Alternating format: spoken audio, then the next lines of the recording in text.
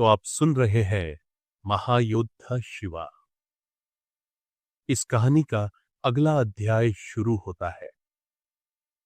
जैसा कि आपने पिछली बार सुना था, शिवा का भयानक युद्ध अष्टावक्र से हुआ था। दोनों के बीच घमासान संघर्ष छिड़ गया था, जिसमें शिवा और अष्टावक्र की टक्कर बराबरी पर आकर समाप्त हुई थी। इस भीषण युद्ध के बाद शिवा और उसके सभी साथी एक घने अंधेरे क्षेत्र में पहुंचते हैं। उस रहस्यमय स्थान को देखकर सूर्य उत्सुकता से कहता है, यहीं हमें आत्मा मणि मिलेगी। लेकिन उस मणि को प्राप्त करना उतना आसान नहीं है जितना सभी सोच रहे थे। यह बात सुनकर आचार्य योग माया हैरान होकर पूछती है, लेकिन क्यों? इस पर सूर्य गंभीर स्वर में उत्तर देता है, ऐसा इसलिए क्योंकि इस मणि को प्राप्त करने के लिए हम में से किसी एक को अपनी कुर्बानी देनी होगी। यह सुनकर शिवा चौंक जाता है और प्रश्न करता है, लेकिन ऐसा क्यों? तब सूर्य बताता है, यही इस मणि को प्राप्त करने का नियम है। इस पर शिवा दृढ़ स्वर में कहता है, मैं ऐसे किसी भी नियम को नहीं मानता हूं। तभी सूर्य गहरी आवाज में कहता है, तो फिर तुम इस मणि को कभी प्राप्त नहीं कर पाओगे।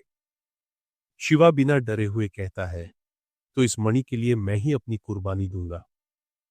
यह सुनकर आचार्य योग माया व्याकुल होकर कहती है, नहीं शिवा, अगर ऐसी बात है तो कुर्बानी मैं दूंगी। लेकिन शिवा दृढ़ता से कहता है, मैं अपने कारण किसी को भी मरने नहीं दूंगा। यह सब सुनकर सूर्य उलझन में पूछता है, तो हम इस मणि को कैसे प्राप्त करेंगे? शिवा आत्मविश्वास के साथ कहता है, पहले मणि के पास तो चलो, वहां जाकर सोचेंगे। यह सुनकर आचार्य योग माया पुनः कहती है, पर मैं तुम्हें कुर्बानी नहीं देने दूंगी शिवा। शिवा आचार्य योग माया की बात को बिल्कुल नहीं सुनता है और बिना रुके आगे बढ़ने लगता है। सभी साथी उसे देखते रह जाते हैं, लेकिन शिवा अपने निश्चय में अडिग होकर आगे बढ़ता जाता है।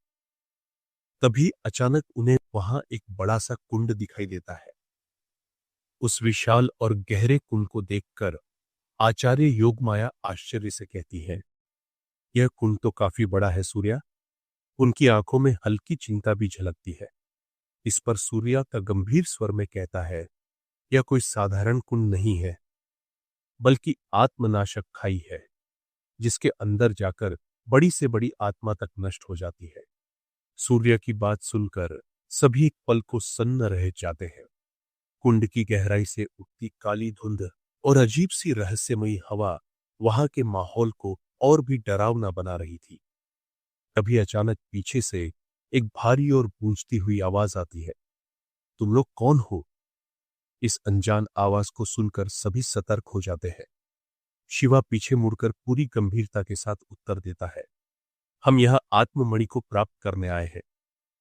शिवा की बात सुनते ही वह रहस्यमय आदमी जोर जोर से हंसने लगता है। उसकी हंसी पूरे क्षेत्र में गूंज उठती है और वह कहता है, अच्छा, तो ऐसी बात है, वैसे मैं इस कुंड का रक्षक हूं। यह सुनकर शिवा उसकी ओर देखते हुए कहता है, अच्छा, तो तुम हो आत्ममणि के रक्षक। वह रहस्यमय बूढ़ा आदमी हंसते हुए कहता है, हाँ, मैं ही हूं इस मणि का रक्षक, और मुझे सब कालेश्वर कहते हैं। उसकी बात सुनकर शिवा हल्की मुस्कान के साथ कहता है, अच्छा, तो तुम्हारा नाम कालेश्वर है? वैसे काफी अजीब नाम है। शिवा की इस बात पर वह बूढ़ा आदमी मंद मुस्कान के साथ कहता है, अब मैं क्या कर सकता हूं, मेरे बाबा ने अपने मन से यही नाम रखा था। तभी शिवा आत्मविश्वास से आगे बढ़कर कहता है, मुझसे लड़ने के लिए तैयार हो जाओ। ये सुनकर कालेश्वर गहरी सांस लेकर कहता है, मैं इतना बूढ़ा हो चुका हूं कि मुझमें अब लड़ने की शक्ति तक नहीं है। इसलिए तुम चाहो तो इस मणि को ले सकते हो, लेकिन इसके लिए तुम में से एक को अपनी जान देनी होगी। जैसे ही कालेश्वर की यह रहस्यमय और गंभीर आवाज चारों ओर गूंजी, वहां मौजूद सभी योद्धा चौंक कर उसकी ओर देखने लगे। वातावरण एकदम सन्नाटे में डूब गया। ऐसा लग रहा था मानो वक्त कुछ पल के लिए थम गया हो। यह सुनते ही आचार्य योगमाया ने बिना किसी हिचकिचाहट और निडरता के साथ अपनी आवाज बुलंद करते हुए कहा, तो मैं दूंगी अपनी जान। उनके स्वर में त्याग और वीरता की गूंज थी। ऐसा लग रहा था जैसे उन्होंने पहले से ही मन बना लिया हो। यह सुनकर शिवा तुरंत आगे बढ़ा और उसके चेहरे पर चिंता और गुस्से के भाव उभर आए। उसने कड़े स्वर में कहा, नहीं योगमाया। उसकी इस प्रतिरोध भरी आवाज में सच्ची मित्रता और गहरी चिंता झलक रही थी। तभी आचार्य योगमाया शिवा की ओर गंभीरता से देखती है। उनकी आंखों में अपने कर्तव्य का तेज और मित्र के लिए स्नेह दोनों साफ दिख रहे थे। उन्होंने शांत स्वर में कहा, मुझे जाने दो शिवा। मानो वो कह रही हो कि यह मेरा फर्ज है, मुझे मत रोको। लेकिन शिवा डटकर कहता है, मैं तुम्हें नहीं जाने दे सकता हूं आचार्य योगमाया। अगर तुम चली गई तो मैं महारानी को क्या जवाब दूंगा। उसके दिल में यह डर साफ दिख रहा था कि अगर योगमाया ने अपने प्राण दे दिए तो उसके सिर एक बड़ा अपराध और बोझ रह जाएगा। यह सुनकर आचार्य योगमाया हल्की सी मुस्कुराई, जैसे वो शिवा की चिंता को समझ रही हो।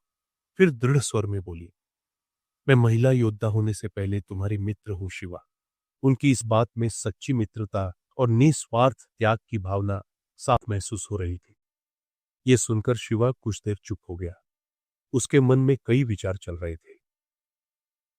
वो कुछ कहना चाहता था, उसके होठों से निकला, लेकिन आचार्य और उसकी बात पूरी भी नहीं हो पाई कि योगमाया उसकी बात सुने बिना ही आगे बढ़ने लगी। तभी आचार्य योगमाया को रोकने के लिए शिवा ने बिना देर किए नागपाश चला दिया। एक तेज चमक के साथ दिव्य नागपाश उनके चारों ओर लिपट गया और अगले ही क्षण उनका पूरा शरीर उस नागपाश से बंध चुका था। यह देखकर आचार्य योगमाया क्रोधित हो गई। उनकी आंखों से दिव्य ऊर्जा की चमक फूटने लगी।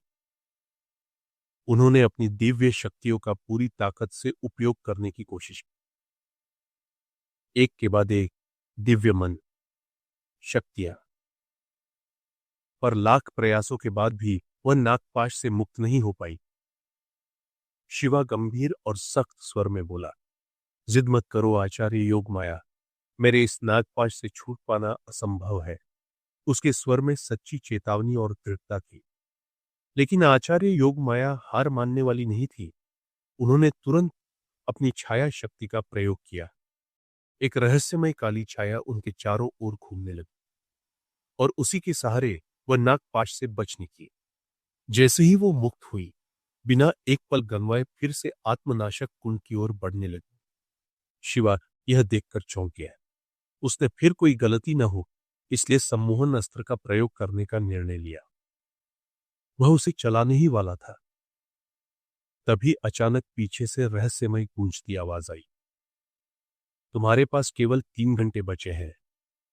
अगर तुम इन 3 घंटे में आत्ममणि को प्राप्त नहीं कर पाए तो जीवन में उसे कभी प्राप्त नहीं कर सकोगे। यह सुनकर आचार्य योगमाया जल्दी जल्दी अपने पैर आगे बढ़ाने लगती है। उनकी चाल में एक अद्भुत दृढ़ता थी, मानो वह अपने जीवन की आखिरी यात्रा पर जा रही हो। उनके चेहरे पर कोई भय नहीं था, बस एक अटल निश्चय था कि वह इस आत्मा कुंड में कूदकर आत्ममणि को प्राप्त कर लेंगी, चाहे इसके लिए उन्हें अपने प्राण ही क्यों न देने पड़े। उन्हें रोकने के लिए शिवा तुरंत सक्रिय होता है। वह अपनी पूरी शक्ति और चतुराई के साथ अपनी कमर से सम्मोहन अस्त्र निकालता है और उसे आचार्य योगमाया की ओर चला देता है, ताकि वह उनकी गति को रोक सके और उन्हें इस आत्मघाती कदम से बचा सके। लेकिन इससे पहले कि सम्मोहन अस्त्र आचार्य योगमाया तक पहुंच पाता, वह तेजी से आगे बढ़ती है और बिना एक क्षण गंवाए उस भयानक मारक आत्मकुंड में छलांग लगा देती है। यह दृश्य देखकर शिवा का कलेजा कांप उठता है। उसका चेहरा पीला पड़ जाता है। वह एक क्षण भी नहीं सोचता और तुरंत उनकी ओर दौड़ पड़ता है। उसकी आंखों में घबराहट और मित्र को बचाने की बेचैनी साफ झलक रही। शिवा पूरी ताकत से आत्मकुंड की ओर भागने लगता है ताकि वह आचार्य योगमाया को किसी भी हाल में बचा सके। लेकिन जैसे ही वह उस कुंड के किनारे पहुंचने ही वाला होता है, उसे दिखाई देता है कि आचार्य योगमाया आत्मकुंड के अंदर काफी दूर तक पहुंच चुकी है। यह देखकर शिवा के मन में और भी घबराहट भर जाती है। वह भी उनके पीछे कूदने ही वाला होता है कि तभी सूर्या तेजी से दौड़कर आता है और शिवा का हाथ पकड़कर उसे रोक लेता है। सूर्या घबराए स्वर में कहता है, कहां जा रहे हो शिवा? उसकी पकड़ मजबूत थी, लेकिन शिवा छटपटा रहा था। शिवा गुस्से और बेचैनी भरे स्वर में कहता है, मैं आचार्य योगमाया को बचाने जा रहा हूं। उसके स्वर में अपने मित्र के लिए अपार पीड़ा और उसे खो देने का डर था। यह सुनकर सूर्या मजबूरी भरे स्वर में कहता है, अब उसे बचाना मुमकिन नहीं है शिवा, बहुत देर हो चुकी है। लेकिन शिवा कहां हार मानने वाला था। वह दृढ़ता से बोलता है, मैं उसे बचा कर रहूंगा। और क्रोध व वेदना से अपने विराट शेषनाग रूप का आवाहन करने लगता है ताकि उस कुंड में कूद सके और आचार्य योग माया को बचा सके। पर जैसे ही वह अपने विराट शेषनाग रूप को धारण करने ही वाला होता है, स्वर्ग के साथ जंजीरें अचानक प्रकट होकर उसे चारों ओर से जकड़ लेती है और उसकी शक्ति को बाहर आने से रोक देती है। शिवा पूरी शक्ति से छटपटाता है, लेकिन उन दिव्य जंजीरों के सामने वह भी बेबस हो जाता है। उधर आत्मकुंड में आचार्य योग माया का दिव्य शरीर चलकर भस्म होने लगता है। उनकी आत्मा कुंड की भीषण अग्नि में विलीन होती जाती है और जैसे ही उनकी नाश की यह क्रिया पूरी होती है, तभी सभी ब्रह्मांडों में एक साथ दिव्य बिजलियां चमकने लगती है। क्षण गर्जना समस्त अस्तित्व को कंपा देती है। पूरे आत्मा ब्रह्मांड में भयानक बारिश होने लगती है। ऐसा प्रतीत होता है जिससे संपूर्ण ब्रह्मांड इस वीरांगना की मृत्यु पर शोक मना रहा हो। हर ओर दुख, पीड़ा और मौन पसरा हुआ था। तभी उस कुंड से एक दिव्य चमकती मणि उड़ती हुई बाहर निकलती है और सीधी जाकर शिवा के चेतना के सागर में समा जाती है। पर आचार्य योग माया की मृत्यु का दृश्य देखकर शिवा का सारा शरीर निढाल हो चुका था। उसकी सारी शक्ति, उसकी चेतना धीरे धीरे समाप्त होने लगी थी। उसकी आंखें बंद होने लगी और वह जमीन पर गिरकर बेहोश हो गया। सूर्या यह देख घबरा गया। वह दौड़कर शिवा के पास आया और उसे उठाकर उस भयानक जंगल से बाहर लाने लगा। तभी उनके पीछे वह मणिरक्षक भी प्रकट हुआ। वह गंभीर स्वर में कहता है, लगता है शिवा पर इसका काफी गहरा असर पड़ा है, इसलिए यह बेसुध हो चुका है। हमें जल्द से जल्द इसे होश में लाना होगा ताकि यह मणि की शक्तियों को नियंत्रित कर सके, क्योंकि अगर ऐसा नहीं हुआ तो इस मणि की शक्ति से शिवा की आत्मा सदा के लिए नष्ट हो जाएगी। यह सुनकर दोनों घबरा उठे और शिवा को उठाने का भरसक प्रयास करने लगे। बार बार उसे पुकारा, झकझोरा, लेकिन वह दोनों मिलकर भी उसे उठाने में सक्षम नहीं हो पा रहे थे। शिवा निढाल पड़ा रहा। उसकी आत्मा कहीं बहुत दूर खो चुकी थी। और तभी बिजलियों की भीषण गड़गड़ाहट के बीच शिवा के शरीर में किसी अनजानी अत्यंत दिव्य शक्ति की अनुभूति होती है। मानो ब्रह्मांड की सभी शक्तियां एक क्षण के लिए उसी के भीतर समा रही हो। यह दैवीय दृश्य देखकर सूर्य हतप्रभ रह जाता है। उसकी आंखों में आश्चर्य और श्रद्धा का अद्भुत संगम दिखता है। वह बिना किसी झिझक के झुक जाता है और अपने दोनों घुटने टेक कर शीश नवाता है, क्योंकि वह जान चुका था कि कोई परम शक्ति यहां प्रकट होने वाली है। तभी आकाशगंगा में गूंजती हुई गंभीर और दिव्य ध्वनि सुनाई देती है। भगवान शेषनाग की आवाज, शिवा को मेरे पास लेकर आओ, मेरे बच्चे। इस दिव्य आदेश को सुनते ही सूर्य उड़ते हुए आकाश की ओर बढ़ता है। उसकी गति बिजली से भी तेज थी। तभी आकाश के घने बादलों और दिव्य बिजलियों के बीच से एक अद्भुत दृश्य प्रकट होता है। हजारों फनों वाला एक दिव्य नाग जो अपार तेज से चमक रहा था, उसके फनों से अमृत बूंदों के समान प्रकाश टपक रहा था। वह दिव्य नाग कुछ अज्ञात अत्यंत प्रभावशाली मंत्र बोलने लगता है। उसकी मंत्र ध्वनि से संपूर्ण वातावरण कंपन करने लगता है।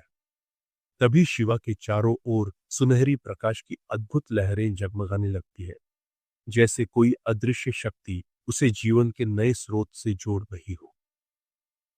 इस सुनहरी आभा के प्रभाव से शिवा के बंद नेत्र धीरे धीरे खुलने लगते हैं। उसकी चेतना लौटने लगती है। उसका मस्तिष्क फिर से जागृत हो जाता है। जैसे ही वह पूरी तरह होश में आता है, उसकी दृष्टि सामने खड़े दिव्य, भव्य, अपार तेजस्वी रूप में प्रकट भगवान शेषनाग पर पड़ती है। उनके दर्शन होते ही शिवा श्रद्धा से भर जाता है। उसके हृदय में भक्ति की लहर दौड़ जाती है और वह तुरंत दोनों हाथ जोड़कर उनके सामने नतमस्तक हो जाता है।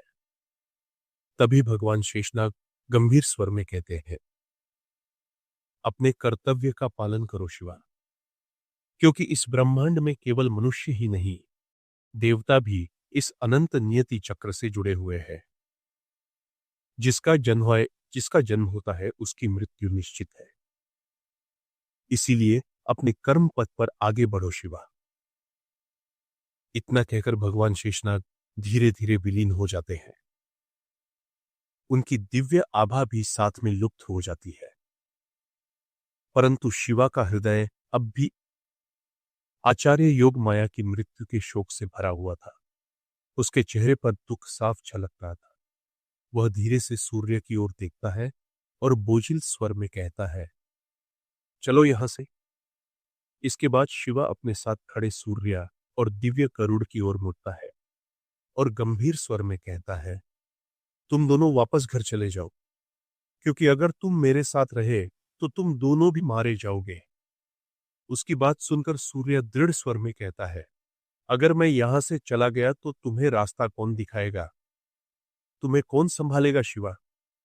तभी दिव्य गरुड़ भी आगे बढ़कर निष्ठा भरे स्वर में कहता है, आपकी सहायता करने का वचन हमने लिया था, इसीलिए मैं अब पीछे नहीं हट सकता, चाहे कोई भी संकट क्यों ना आ जाए। उनकी यह निष्ठा सुनकर शिवा कुछ क्षण मौन रहता है, फिर गंभीर स्वर में कहता है, और तुम दोनों को यहां से जाना ही होगा, यह मेरा आदेश है। लेकिन सूर्य तुरंत उसे मना कर देता है।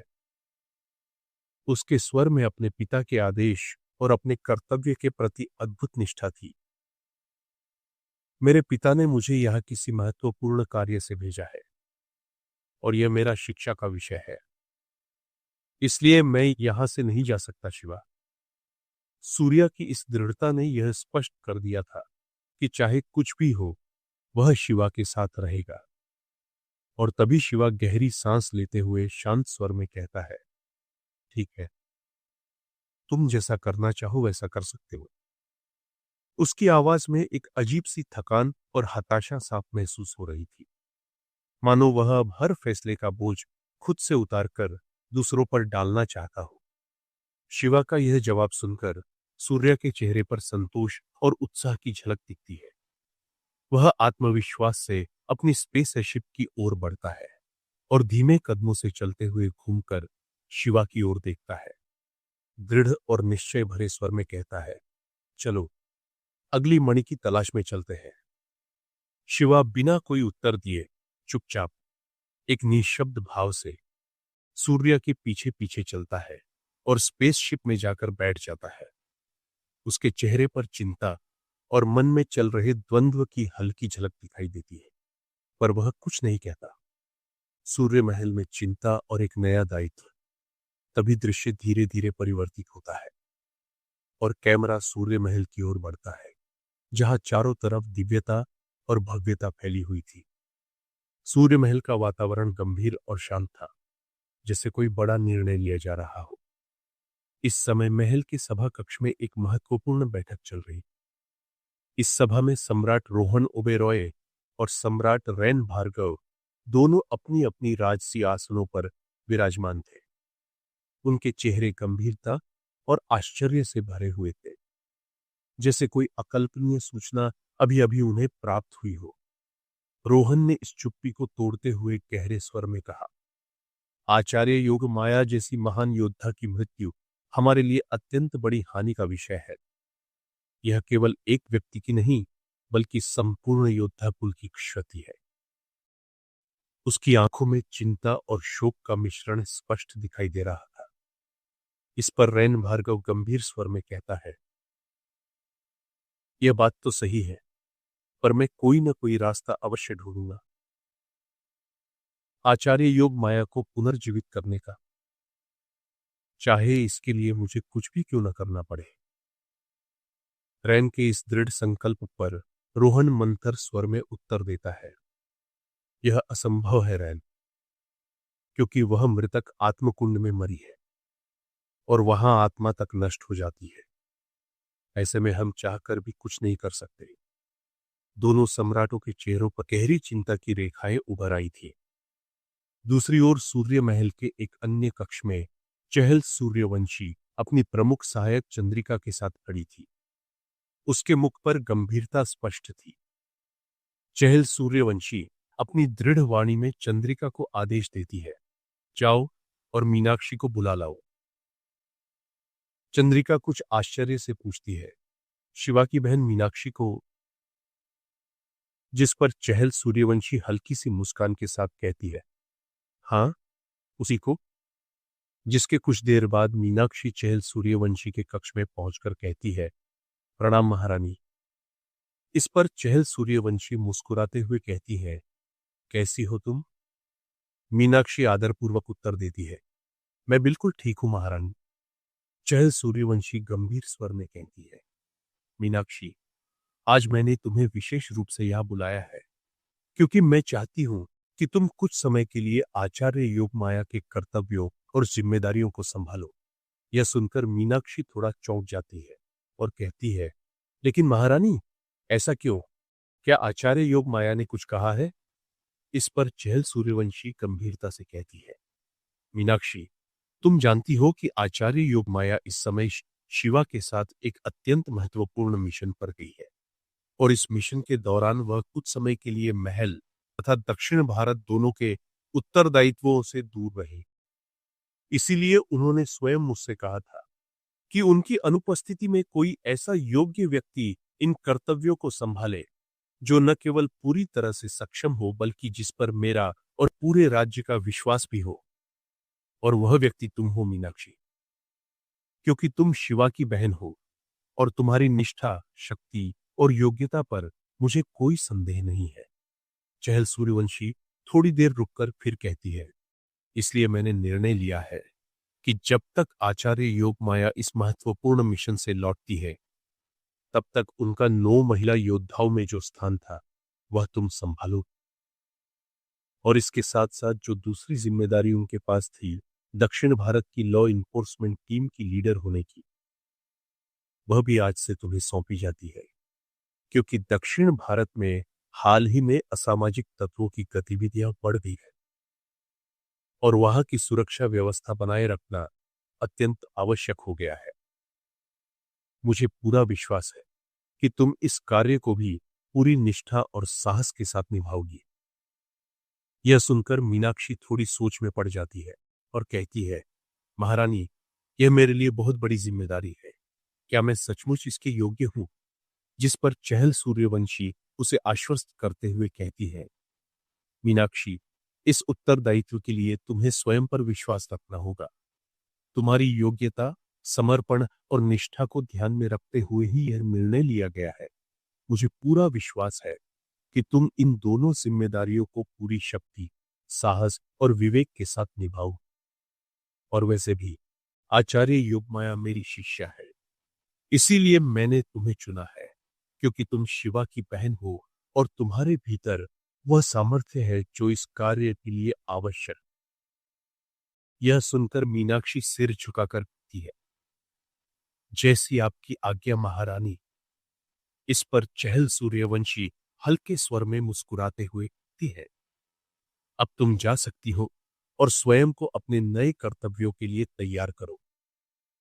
मीनाक्षी सिर झुकाकर प्रणाम करती है और वहां से शांत मुद्रा में चली जाती है। रहस्यमयी चुप्पी और भविष्य की अटकलें, जिसके वहां 9 महिला योद्धाओं के बाद 8वां महिला योद्धा प्रवेश करती है। तभी मीनाक्षी मौर्य धीरे से पूछती है, महारानी, आपने मीनाक्षी को कुछ समय के लिए ही महिला योद्धा क्यों बनाया है?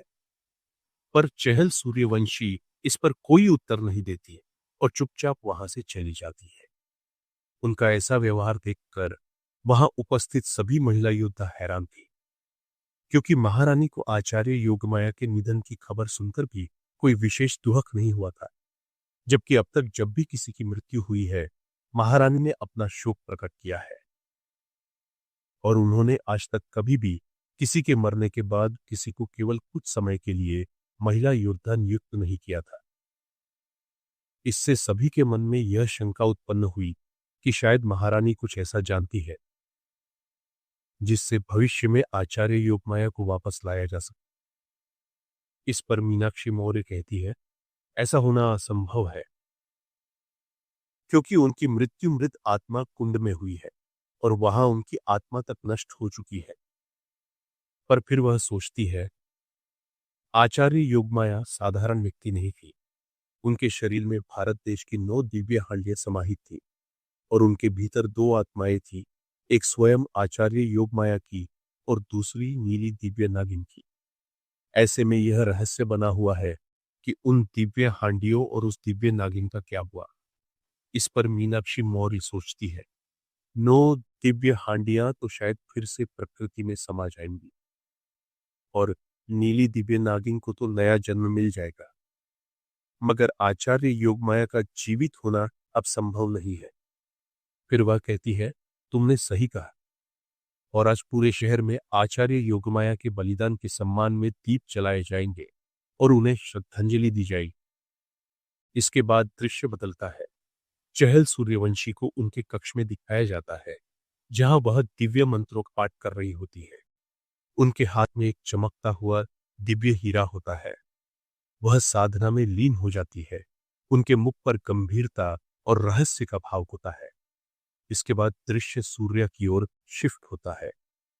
वह स्पेस शिप चला रहा होता है। वह शिवा से कहता है, अब हम सूक्ष्म ब्रह्मांड में जा रहे हैं। यह ब्रह्मांड सभी ब्रह्मांडों में सबसे छोटा है और अभी नया नया बना है, इसलिए इसका विस्तार बहुत कम हुआ है। पर शिवा उसकी बातों पर ध्यान नहीं देता। उसकी आंखों में आचार्य योगमाया की स्मृतियां बसी होती है।